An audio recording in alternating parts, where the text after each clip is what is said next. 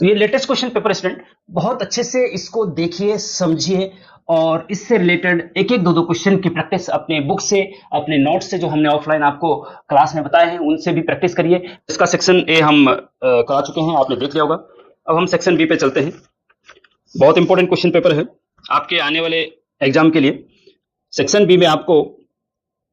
Question number 13 से 19 तक 7 question मिलेंगे और उसमें आपको 7 में से 5 क्वेश्चन करने हैं। एक क्वेश्चन 6 मार्क्स का है, तो 30 मार्क्स का सेक्शन बी हो गया आपका। ओके, तो चलिए शुरू करते हैं।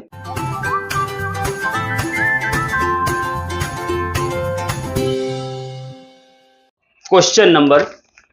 13, find the equation of straight line that passes through the point 2, -3 and cut intercept of same magnitude and same sign of on both side the axis। देखिए हिंदी में भी लिखा हुआ है, आप देख लीजिए। एक क्वेश्चन ये बोल रहा है कि एक स्ट्रेट लाइन का, सरल रेखा का इक्वेशन आपको बताना है और वो सरल रेखा जो है जो आपके एक्स एक्सिस और वाई एक्सिस हैं, ये आपका ओरिजिन हो जाएगा, है ना। एक्स एक्सिस वाई एक्सिस से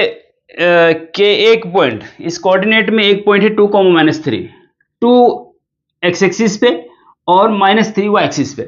तो 2 एक्स एक्सिस पे मतलब पॉजिटिव डायरेक्शन में होगा, 1 और 2 यहाँ पे होगा, है ना। तो यहाँ से नीचे लेंगे हम, और -3 वाई एक्सिस के नेगेटिव डायरेक्शन में होगा। ये आपको सोचना पड़ेगा, है ना, इस टाइप से, जिस टाइप से मैं सोच रहा हूँ इस टाइप से आपको एग्जाम में करना है। -3 जो है इस टाइप से कि 1,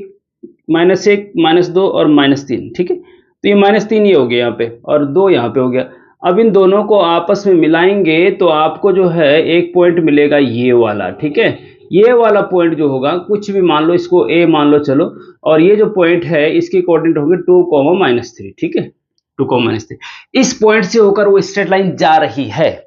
इस पॉइंट से होकर वो स्ट्रेट लाइन जा रही है और दोनों एक्स अक्ष पे और वाई अक्ष पे समान अंतःखंड काटती है, समान मापांक के और समान चिन्ह के, हाँ, इंटरसेप्ट काटती है। इंटरसेप्ट आपको पता होना चाहिए स्टूडेंट कि जैसे ये एक्स एक्सिस और वाई एक्सिस है, तो अगर कोई लाइन ऐसी जा रही है तो ओरिजिन से लेकर जहां पे एक्स एक्स को ये कट कर रही है लाइन, इस डिस्टेंस को एक्स इंटरसेप्ट बोलते हैं। मान लीजिए ये है, और वाई एक्सिस पे जो लाइन कट कर रही है यहां से लेकर यहां तक की ओरिजिन तक की डिस्टेंस को वाई इंटरसेप्ट कहते हैं, ठीक है। एक्स इंटरसेप्ट, वाई इंटरसेप्ट, ये भी पॉजिटिव है, ये भी पॉजिटिव, क्योंकि x axis positive direction, x axis y axis positive direction, और दोनों सेम तो नहीं है, लेकिन अगर ये ए इंटरसेप्ट ये बी इंटरसेप्ट है तो intercept form of straight line होती है। एक डिटेल लेक्चर आप देख लीजिएगा, नहीं देखा है तो intercept form of straight line होती है x upon a plus y upon b is equal to 1। ये आपको याद होना चाहिए, तभी आप इस क्वेश्चन को कर पाएंगे, ठीक है। 5-6 फॉर्म है स्ट्रेट लाइन की, उसमें से एक फॉर्म ये भी है, इंटरसेप्ट फॉर्म, अंतःखंड रूप, ठीक है। तो ये ए और बी यहाँ पे एक्स अंतःखंड और वाई अंतःखंड है, एक्स अंतःखंड एक्स के नीचे, वाई अंतःखंड वाई के नीचे, ठीक है। अब ये कह रहा है कि भाई ये इस लाइन से होकर जाएगा और समान अंतःखंड, समान डिस्टेंस के भी होंगे, जैसे ये ए है तो ये भी ए ही होगा और साइन भी सेम होगा। तो अगर इधर हम ले जाते हैं तो इधर ये कम रहेगा, ये ज्यादा रहेगा शायद, तो ये मेरे ख्याल से इधर की तरफ जाना चाहिए, ऐसे ऐसे करके ना, ये ऐसे ऐसे करके जाना चाहिए। तो ये ऐसे जाएगा अगर, तो ये स्ट्रेट लाइन आपको मिल जाएगी, ये है स्ट्रेट लाइन, और वाई अक्ष पे ये यहाँ पे कट कर रहा है और एक्स अक्ष पे ये यहाँ पे कट कर रहा है, ठीक है। इसको P और इसको Q मान लो, हाँ। अब ये ओरिजिन है, यहाँ पे ओरिजिन से लेकर P तक की डिस्टेंस अगर A है मान लीजिए, तो इधर भी A ही होनी चाहिए, हाँ। वो कह रहे हैं ना समान अंतःखंड, समान अंतःखंड, और ये नेगेटिव डायरेक्शन में है तो ये भी नेगेटिव डायरेक्शन में है, साइन भी सेम है, नेगेटिव नेगेटिव, और मैग्नीट्यूड भी सेम है, ए डिस्टेंस पे ओ भी ए डिस्टेंस पे। मतलब ये समझाने की कोशिश कर रहा हूं मैं ग्राफिकली आपको, ठीक है। अब देखिए प्रॉपर तरीके से कैसे करना है, ये एज ए इंजीनियरिंग स्टूडेंट आपको ग्राफिकल नॉलेज होना चाहिए, इसलिए मैं ये बताना चाह रहा हूं। अब देखिए इसको करना कैसे, देखिए आप लिखेंगे सबसे पहले कि we now that intercept form straight line, हाँ, हम जानते हैं कि क्या जानते हैं, वी नाउ दैट, हम जानते हैं, क्या जानते हैं, intercept form intercept form of straight line is, straight line की इंटरसेप्ट फॉर्म होती है x upon a plus y upon b is equal to 1। इसको इक्वेशन 1 मान लो, ठीक है, जहां पे a x इंटरसेप्ट और b y इंटरसेप्ट होता है, ठीक है, हम ये जानते हैं। अब जो क्वेश्चन में दिया वो इसमें रखना पड़ेगा। चूंकि intercept are same magnitude and same sign, ठीक है, इंटरसेप्ट चूंकि गिवन है, गिवन दैट, यहां पे आप लिख सकते हैं गिवन दैट, चूंकि गिवन दैट दिया हुआ है, क्या दिया हुआ है कि intercept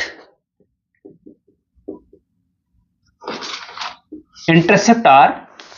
same magnitude and same sign, same magnitude and same sign, therefore and और भी लिख दो। एक तो ये दे रखा है कि इंटरसेप्ट जो है सेम मैग्नीट्यूड और सेम साइन के हैं, एंड एक और भी दे रखा है कि जो स्ट्रेट लाइन है वो 2, -3 से होकर जा रही है, ठीक है, एंड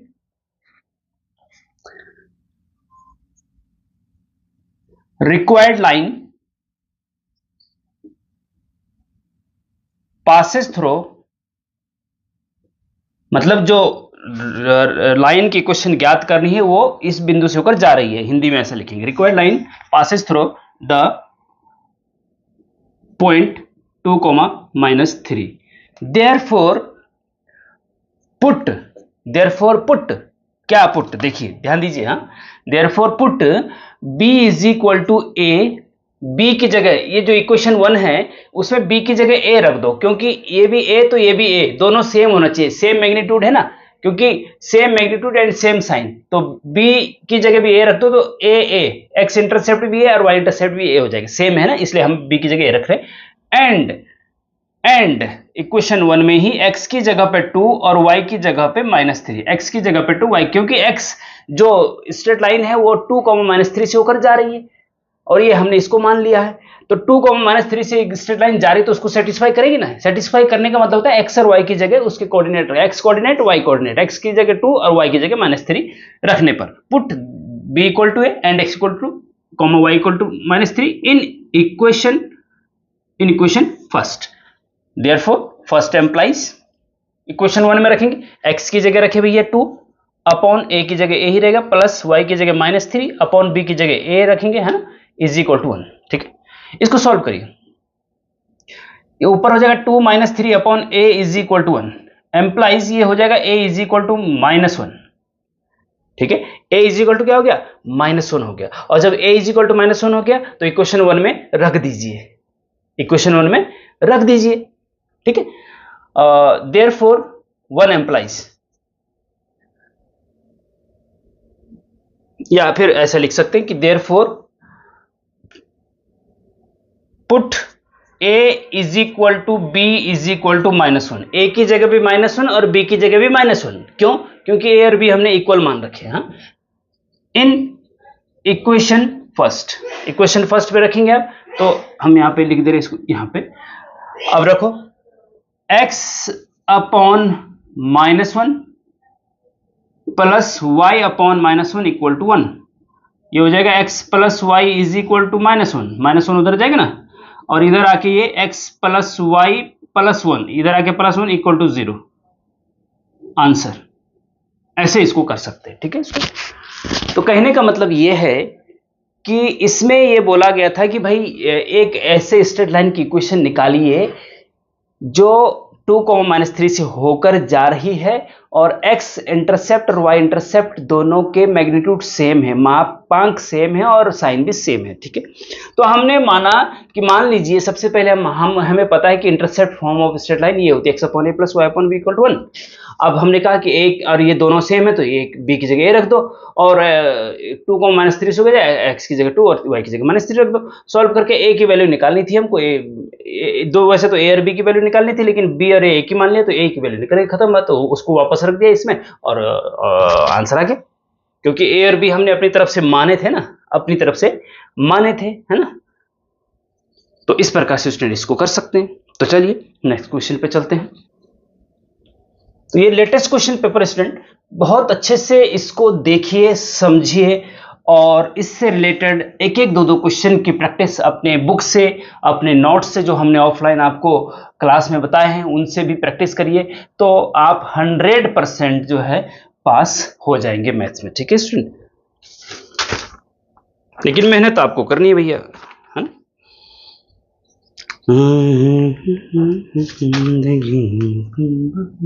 अच्छा चलिए क्वेश्चन नंबर 14। ठीक है, क्वेश्चन नंबर 14 में है स्टूडेंट, इवेलुएट इंटीग्रेशन 0 से पाई बाय 2 साइन की पावर 5x कॉस की पावर 6x। देखिए स्टूडेंट बहुत important, very very important, very very important, हर बार पूछा जाता है। ये अभी 6 मार्क्स का है, कभी यही वाला क्वेश्चन आपका 10 मार्क्स का भी आता है। ठीक है स्टूडेंट, और ये गामा फंक्शन का क्वेश्चन है। वैसे तो एक नज़र में तो ऐसा लग रहा है आपको कि भैया इंटीग्रेशन का है ये, हाँ इंटीग्रेशन का है 0 से पाई बाय 2, लेकिन स्टूडेंट क्या है कि जब भी कोई क्वेश्चन इस टाइप का होता है, इंटीग्रेशन 0 से पाई बाय 2 और साइन की power m theta into cos की power n theta d theta, या x भी हो सकता है थीटा की जगह, अगर ऐसा कोई क्वेश्चन है, साइन की पावर भी है, साइन वाला भी है फंक्शन और कॉस वाला भी है, नहीं है तो साइन का अपनी तरफ से भी रखा जाता है कभी कभी, हाँ साइन नहीं है तो साइन की पावर 0 रखा जाता है, अगर गामा फंक्शन से करना हो, और लिमिट 0 से पाई बाय 2 ही होनी चाहिए, 0 से पाई बाय 2 ही होनी चाहिए, तभी आप गामा फंक्शन, अगर लिमिट 0 से पाई बाय 2 है और साइन की पावर यहाँ पे कुछ है और कॉस की पावर कुछ है, साइन और कॉस के अलावा कुछ नहीं होना चाहिए, ये ध्यान रखना। ठीक है, तो तब आप इसमें GAMMA गामा फंक्शन याद रखो भैया, gamma gamma gamma, Sunil Uniyal Gama हमारे मेयर हैं शहर, देहरादून शहर के, उनको गामा उपनाम से जाना जाता है, बट छोड़ो वो तो अलग चीज है। ये गामा फंक्शन है, ये गामा कोई मैथमेटिशियन हुए हैं, उन्होंने ये फॉर्मूला खोजा है, तो ये इसको इंटीग्रेशन से भी कर सकते हैं, लेकिन बहुत अगर पावर ज्यादा हो गई यहाँ पे तो बहुत लेंथी हो जाता है। छोटी पावर है तो सिंपल इंटीग्रेशन से कर सकते हैं, लेकिन पावर अगर बड़ी है, m की जगह 10 है, n की जगह 17 है मान लीजिए, तब उससे नहीं हो पाता है, तब हम गामा फंक्शन से कितनी भी बड़ी पावर हो आसानी से कर सकते हैं, इसलिए गामा फंक्शन की खोज हुई है। इसीलिए मैंने पहले जब सेक्शन ए का वीडियो लेक्चर मैंने अपलोड किया था उसमें भी बताया था कि गामा फंक्शन का वीडियो जो डिटेल लेक्चर उसको जरूर देख लीजिए, और मैं डिस्क्रिप्शन में इसमें भी लिंक दे रहा हूँ, उसको जरूर देख लीजिए, क्योंकि एक 2 मार्क्स का और एक 10 मार्क्स का या 6 मार्क्स का कन्फर्म है। ठीक है, तो चलिए क्योंकि इसमें लिखा हुआ नहीं है कि गामा फंक्शन से करो, लेकिन आप फ्री हैं इसको गामा फंक्शन से करने के लिए, क्योंकि आपके पास सारी कंडीशन है जिससे कि गामा फंक्शन इसमें लग सकता है। ठीक है स्टूडेंट, तो आप क्या करेंगे कि वी नाउ दैट, देखो प्रॉपर ध्यान देना कैसे एग्जाम में करना है, ऐसा नहीं कि फट फट फट लिख दिया और उसमें गामा फंक्शन का फॉर्मूला नहीं, प्रॉपर तरीका, अगर फुल बटा फुल मार्क्स चाहिए आपको तो प्रॉपर तरीके से लिखना है कि we now that by gamma function, by gamma function integration 0 से पाई बाय 2 साइन की पावर m थीटा बोलो या चलो थीटा ही बोलो, इंटू कॉस की पावर x ही बोल देते हैं, चलो x बोलो, आपकी मर्जी है ना, x इंटू कॉस की power n x into D x, हाँ इज इक्वल टू होता है गामा, याद रखेंगे बहुत इंपॉर्टेंट चीज बता रहा हूं, देखिए भैया m+1/2 गामा के अंदर, गामा का साइन है, हाँ फर्स्ट वीडियो लेक्चर में मैंने क्वेश्चन नंबर 1 बताया था, gamma 1m+1/2 into gamma n+1/2 और अपॉन 2 टाइम्स ऑफ गामा। ध्यान दीजिए बहुत इंपॉर्टेंट क्वेश्चन है, इसमें मिस्टेक हो जाती है एग्जाम में, क्या होती है मैं बताता हूं अभी, 2 टाइम्स ऑफ गामा m+n+2/2, ये है जी। अब m और n क्या है, जो साइन की पावर है वो m है और कॉस की पावर n वो यहां रखना है बस, अगर यहाँ पे 2 है तो यहाँ 2 रखना है, यहाँ 3 है तो यहाँ 3 रखना है, n की जगह 3 रखना है, बस जो भी होगा वो रखना है, लेकिन गामा m+1/2 गामा n, देखिए ध्यान याद कैसे रखेंगे, याद ऐसे रखना है कि ऊपर जो है +1 होगा, +1 होगा दोनों जगह पे, और डिवाइड तो 2 से ही होना है, नीचे हो चाहे ऊपर हो, डिवाइड 2 से ही होना है, ठीक है। और नीचे ध्यान रखना कहीं पे भी 1 नहीं है, हर जगह 2 है। यहां पे प्लस भी 2 होगा, डिवाइड भी 2 होगा, और मल्टीप्लाई भी 2 होगा। ऊपर +1 होगा और डिवाइड में सब जगह 2 होगा, ऐसे याद रखना जरा। हाँ, नहीं तो कभी कभी क्या होता है एग्जाम में आप m+2 लिख देते हैं, गई भैंस पानी में, और +1 लिख देते गई भैंस पानी में, ऐसा हो जाता है। तो ऐसा नहीं करना है भैया, ठीक है। तो आपने लिखना है कि we know that by gamma function this equal to this, therefore integration जो आपको दिया वो लिखो, इंटीग्रेशन 0 से π/2 साइन की पावर 5x इंटू कॉस की power 6x dx is equal to, हाँ, जब दिस इक्वल टू दिस होता है तो this equal to what, this equal to what क्या होगा बताओ। m की जगह 5 है, n की जगह 6 है, तो यहां राइट साइड में m की जगह 5 रख दो, n की जगह 6 रख दो। ध्यान से देखना, बहुत इंपॉर्टेंट है, m की जगह 5, 5 + 1/2 इंटू लिखो, ऐसे लिखो ये सिंपल, और n की जगह 6, 6 + 1/2, okay, upon 2 times of m मतलब 5 प्लस n मतलब 6 + 2/2, ओके, इज इक्वल टू, देखिए 5 और 1 6/2, 6/2 3 होता है, तो गामा 3 इंटू गामा 6 और 1 7/2, 7/2, ये डिवाइड नहीं करेंगे, ऐसे रखेंगे, ये पूरा डिवाइड हो रहा था तो पूरा एक प्रॉपर नंबर आ गया, नेचुरल नंबर है ना, नेचुरल नंबर आता है गामा के अंदर। तो क्या करते हैं हम, जो पहला लेक्चर था इसका, जिसमें सेक्शन ए हमने बताया था, उसमें हमने पूरा डिटेल में बताया कि गामा फंक्शन अगर नेचुरल नंबर में हो तो कैसे करना है, फ्रैक्शन में हो तो कैसे करना है। तो इसमें जो है स्टूडेंट, अब नीचे है 2 गामा के अंदर 6 5 11 2 13, 13/2, ये भी फ्रैक्शन में आ गया, ठीक। अब फ्रैक्शन वालों को गामा के अंदर अगर फ्रैक्शन है तो कैसे सॉल्व करना है, और नेचुरल नंबर है तो कैसे सॉल्व करना है, हम पीछे डिटेल वीडियो लेक्चर इसका देख लीजिए, उसमें भी समझ में आ जाएगा। और जो हमने इससे पहला सेक्शन ये बताया उसमें क्वेश्चन नंबर 1 पे भी हमने काफी डिस्कस किया है, ओके। अब देखिए गामा 3 है, तो जब भी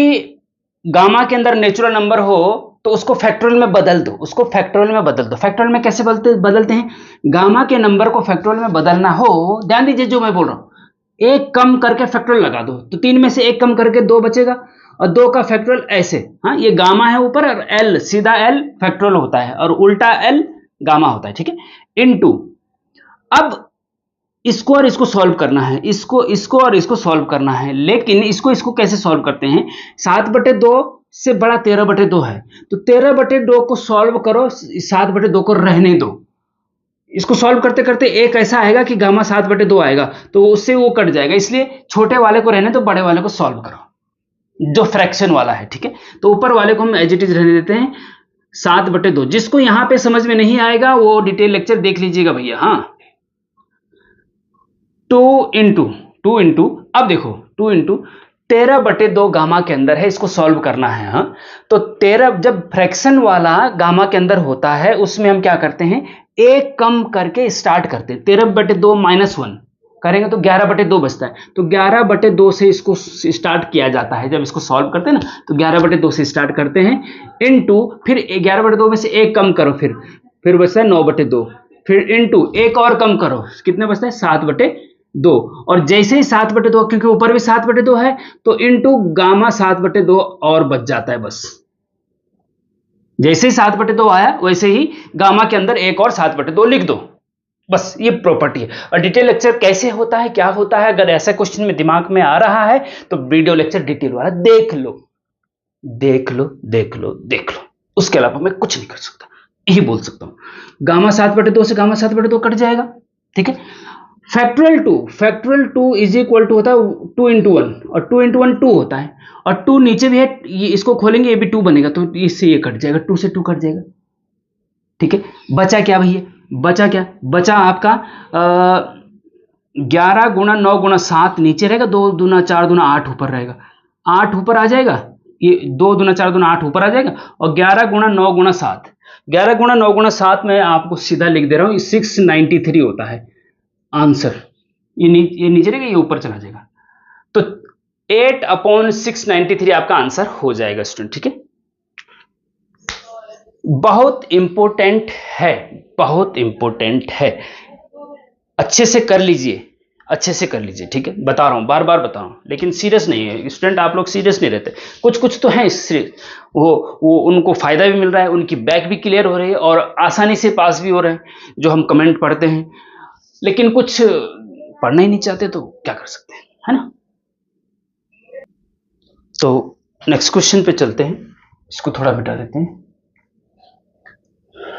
तो भैया मेहनत करो, अपने अंदर थोड़ा इच्छा शक्ति लाओ कि भाई हमें पढ़ना है, लिखना है, अपने माँ बाप का पैसा ऐसे ही बर्बाद नहीं करना है, कुछ ज़िंदगी में बड़ा करना है जिससे कि अच्छी ज़िंदगी जी सको, है ना, अपने माँ बाप को भी थोड़ा बहुत सुख दे सको। तो इसके लिए मेहनत करनी पड़ती है, बस और कुछ नहीं है। चलिए क्वेश्चन नंबर 15 पे चलते हैं। Question number 15 student, check whether the differential equation is exact और not, hence solve the equation. पहले ये डिफरेंशियल इक्वेशन दे रखी है और आपको बताना है कि ये एग्जैक्ट डिफरेंशियल इक्वेशन है, यथार्थ अवकल समीकरण बोलते हैं इसको, है ना, यथार्थ अवकल समीकरण है या नहीं, ठीक है स्टूडेंट। तो जब इसको सॉल्व करते हैं तो कैसे करते हैं देखिएगा। सबसे पहले लिखेंगे गिवन इक्वेशन, गिवन दैट, या गिवन दैट लिखो या गिवन डिफरेंशियल इक्वेशन इज, ऐसा लिखो। वो है आपकी एक्स क्यूब प्लस 3xy², ठीक है, और ये आपका dx, ओके, फिर plus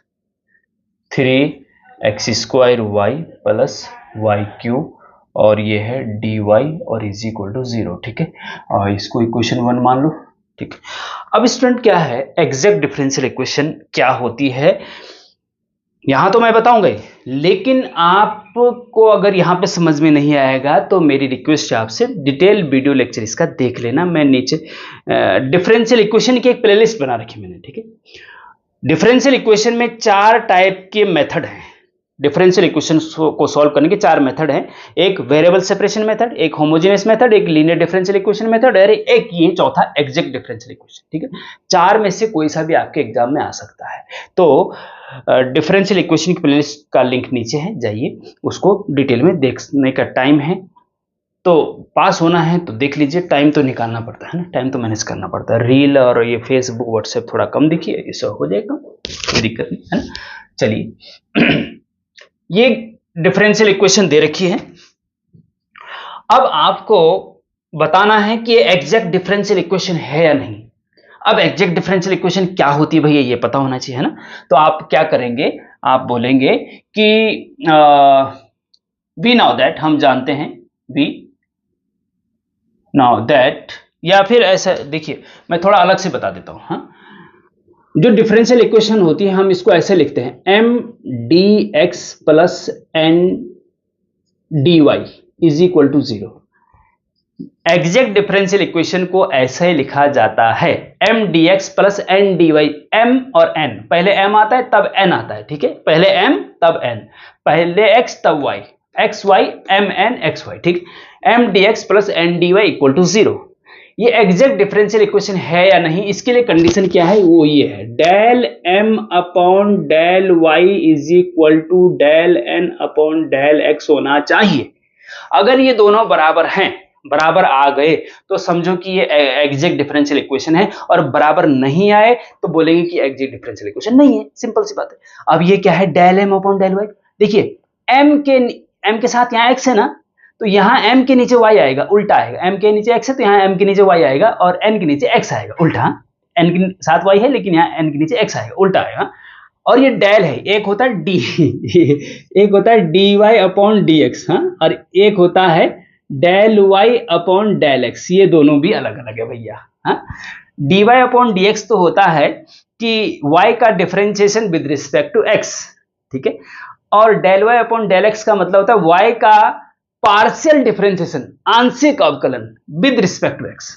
del y upon del x, आंशिक अवकलन बोलते हैं इसको, पार्शियल डिफरेंशिएशन, ठीक है। अभी मैं बताऊंगा क्या होता है जब इसमें आगे बढ़ेंगे, ठीक है। तो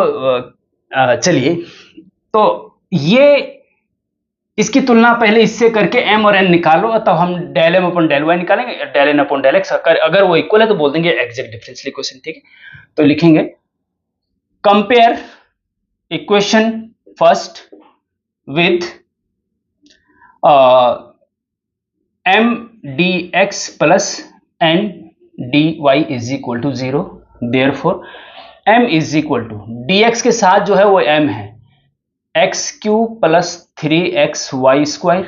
कॉमा n की ठीक है, एंड लिख लो चलो, एंड n की जगह पे dy के साथ जो है वो n है, dy के साथ ये है तो n हो गया 3x square y plus y cube. ठीक है, नाउ अब आप क्या करेंगे, del m upon del y निकालना है। ठीक है, del m upon del y, तो del m upon del y मतलब कि जो m है, देखो डेल अपॉन डेल y लिखो और m की जगह पे ये पूरा लिख दो, x cube plus 3xy square. ठीक है, अब इसका डिफरेंशिएशन करना है विद रिस्पेक्ट टू y, लेकिन डिफरेंशिएशन नहीं है, ये पार्शियल डिफरेंशिएशन, जैसे मैं अभी बताया ना, डेल है ये, डेल अपॉन डेल y, तो ये इस फंक्शन का partial differentiation with respect to y करना है। अब देखो स्टूडेंट क्या होता है कि जब हम डिफरेंशिएशन करते हैं विद रिस्पेक्ट टू, मान लीजिए विद रिस्पेक्ट टू x करते हैं, तो यहाँ वेरिएबल एक ही होता है, यहाँ पे वेरिएबल है दो, x और y। ठीक है, तो जब हम विद रिस्पेक्ट टू y कर रहे हैं तो x को कांस्टेंट मानेंगे, इसको बोलते हैं पार्शियल, पार्शियल आधा अधूरा डिफरेंशिएशन, पार्शियल आंशिक, हाँ, पार्शियल डिफरेंशिएशन मतलब x को तो मानेंगे कांस्टेंट और y को वेरिएबल मानेंगे, y को वेरिएबल मान के डिफरेंशिएशन करेंगे, क्योंकि विद रिस्पेक्ट टू y कर रहे हैं तो y वेरिएबल रहेगा और उसके अलावा जो और वेरिएबल होंगे वो कांस्टेंट रेट होंगे, बस यही है पार्शियल डिफरेंशिएशन। अब एक्स क्यू का डिफरेंशिएशन करो with respect to y, x क्या है पे कांस्टेंट माना जाएगा तो एक्स क्यूब भी कांस्टेंट, तो इसका तो हो गया भैया 0। ठीक है, फिर प्लस है 3x, 3 भी कांस्टेंट x भी कांस्टेंट, 3 भी कांस्टेंट x भी कांस्टेंट, y स्क्वायर का करना है, y स्क्वायर का क्या होगा 2y, क्या होगा 2y, और इज इक्वल टू 2 3 दूना 6xy, 6xy आ गया, del m upon del y क्या आ गया 6xy, एंड अब निकालो del n upon del x, और del upon del x n की जगह पे रखो भैया आपका ये 3x स्क्वायर y, ध्यान देना बहुत इंपॉर्टेंट है भैया, हाँ वाई क्यू। ओके, अब विद रिस्पेक्ट टू एक्स कर रहे हैं तो वाई कांस्टेंट माना जाएगा। ठीक है, ओके, तो 3 और वाई, 3 तो कांस्टेंट है ही, वाई भी कांस्टेंट होगा, 3y तो कांस्टेंट होगा, और एक्स स्क्वायर का करना है, एक्स स्क्वायर का 2x होता है डिफरेंशिएशन, है ना, और प्लस y कांस्टेंट है तो ये 0, क्योंकि विद रिस्पेक्ट टू एक्स करें ना तो ये हो जाएगा 6xy, हाँ देखो ना 3 दूना 6xy, तो ये दोनों बराबर आ रहे हैं 6xy 6xy। ठीक है, अब यहाँ पे लिखेंगे चूंकि del m upon del x is equal to del n upon, sorry del m के नीचे डेल y है भैया, गलती मत कर देना, और del n upon del x। ठीक है, m के नीचे, हाँ, del n upon del y equal del n upon del x is equal to 6xy है, दोनों इक्वल आए हैं, therefore given differential equation 1 is exact differential equation है, proved, या आंसर लिख दो। हाँ, ये पता कर रहा था कि एग्जैक्ट डिफरेंशियल इक्वेशन है या नहीं, जब ये दोनों इक्वल आए तो ये एग्जैक्ट डिफरेंशियल इक्वेशन है। ओके, अब देखो आगे थोड़ा आगे सा देखो, अब देखना, अब उसमें कोई क्वेश्चन में बोला गया है कि अगर ये एग्जैक्ट डिफरेंशियल इक्वेशन है तो इसको सॉल्व भी करो बल, क्या करो बल, सॉल्व भी करो बल, हाँ, तो सॉल्व करो भैया, है ना, हेंस सॉल्व द इक्वेशन। अब सॉल्व कैसे करते हैं भैया, ये जरा इंपॉर्टेंट। ठीक है, तो सॉल्व कैसे करते हैं, देखिए नाउ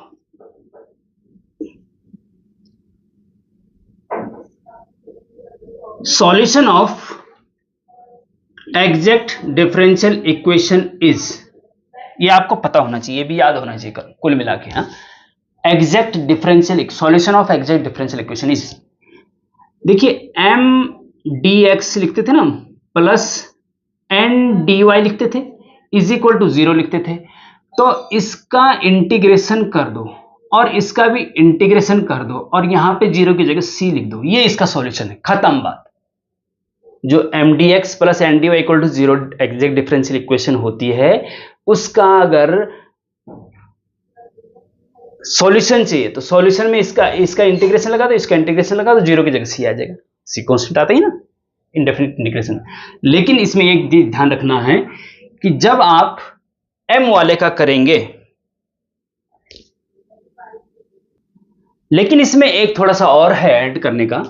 कि ये तो इंटीग्रेशन तो करेंगे, लेकिन जो m है m, इसमें m dx जो होगा, हाँ, जब इसका m का इंटीग्रेशन करेंगे विद रिस्पेक्ट टू x, इसमें y को कांस्टेंट लेंगे, बहुत important, y take a constant,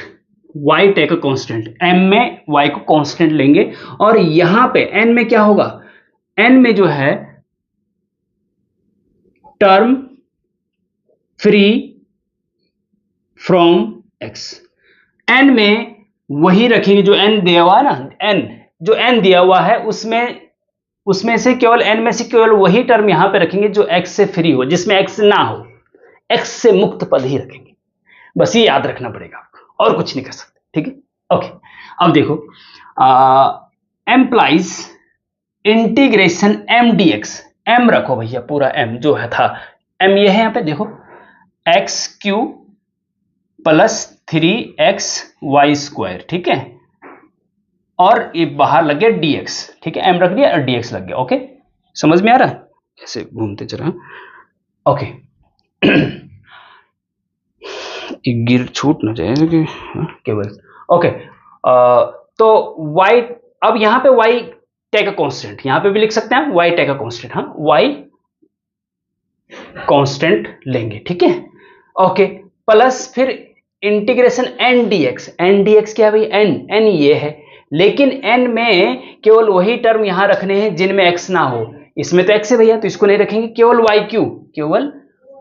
Q और फिर पीछे लग गया dy इज इक्वल टू सी, ठीक है, एम्प्लाई, देखिए,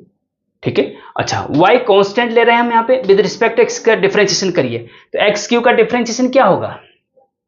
एक्स क्यू का होगा एक्स की पावर 4 अपॉन 4, एक्स क्यू का, सॉरी डिफरेंशियल इंटीग्रेशन,